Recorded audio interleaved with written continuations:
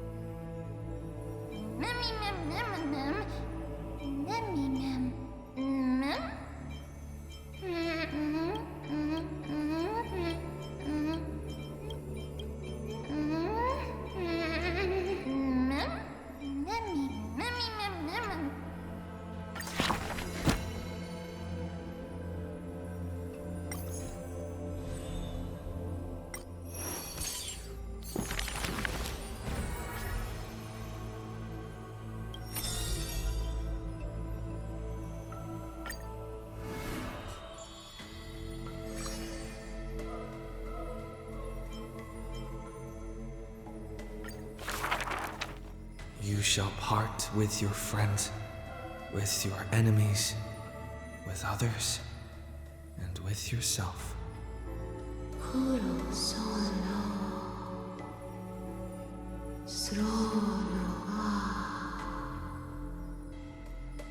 The Chrysos War's clamor rises and falls, and when the children reunite, only 3 of them remain. We have heard of a Chrysos heir. The lively child says. That person tears open the barricade of the black tide, aims at the sky, wanting to contain the core flame in a sheath. There will always be warriors like me, who believe in and are willing to protect the tomorrow they prophesize. But the crusading Chrysos heir never returns. The greedy ones then lift the crown with sharp blades, and by power's lethality, they are one by one slain. We remember a group of bards. The taciturn child says. The bards compose songs for the children's prophecy, and along the corpus of the pillar of stone lay their footprints upon which ballads are carved. Though we lack the might of swords and shields, we can take you to walk every part of this world. Till many years later, when the bards all return to their subterranean eternal rest, the children sing the long, long songs, and alone they bear memories of humanity. We miss us. The exuberant child says. When they left their home, the passages blew the girl apart into countless turbulent bubbles, carried to all corners of the world on the winds of destiny. We will run towards the world's agony. The children cheer each other up. As the years pass and the sun and moon rise and fall, the children often hear sounds of their friends shattering. Farewell, farewell, farewell. The children who still walk the earth silently hide their wrenching sobs.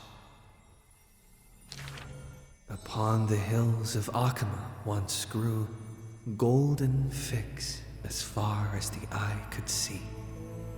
The remaining children link their hands and decide to make this beautiful city the beginning of yet another journey. The children pull on the hem of the maiden's dress. Please, listen to the prophecy we bring. The maiden pulls on her silken threads, weaving in her heart the children's past into strings. Chase the core flames with me. I promise that The libations poured are guaranteed to bear fruit. The hot blood of the sacrificial lamb will not be spilled in vain.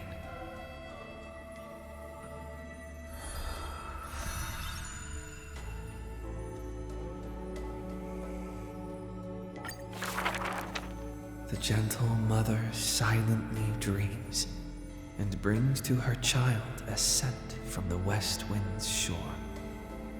Then she quietly departs, and the only words her child hears is a prophecy of forlorn melancholy.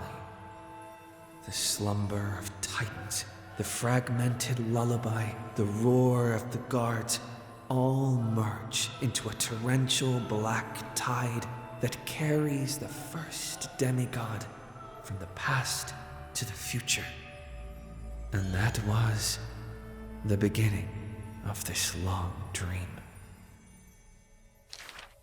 In this tiny room, she forged 20 years of her memories with time.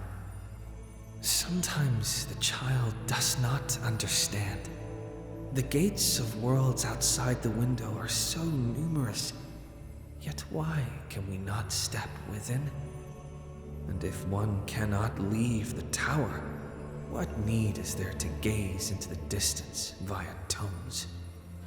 The mother smiles and does not answer, only using bedtime stories to once again gild another golden sheen of destiny to the amphorius of the child's dreams. Alas, the golden light of destiny cannot illuminate the shadows of power and greed. All it takes to rob the child of her only kin is a letter of dark conspiracy. The culprit thought the murder had no flaws, but was unaware that the lamb willingly stepped into the passage's dead end. Before the priest met her demise, the only thing her eyes contained was spite. Yet she leaves her final warmth and hope embroidered into those dolls, leaving them behind for her innocent love. Loneliness stakes nightmares into the child's sleep, and the child hugs those dolls tight. At the very least, we will never leave each other, right? Ornyx softly sighs and carefully lifts the curtain of time, presenting a crystal given in libation to the brave, before the doll holding a blade. The Titan loves this child born into sorrow, but has no power to erase impending tragedy in the morrow. Only can it dispel the evening wind of the palace, giving the child solace in sweet dreams.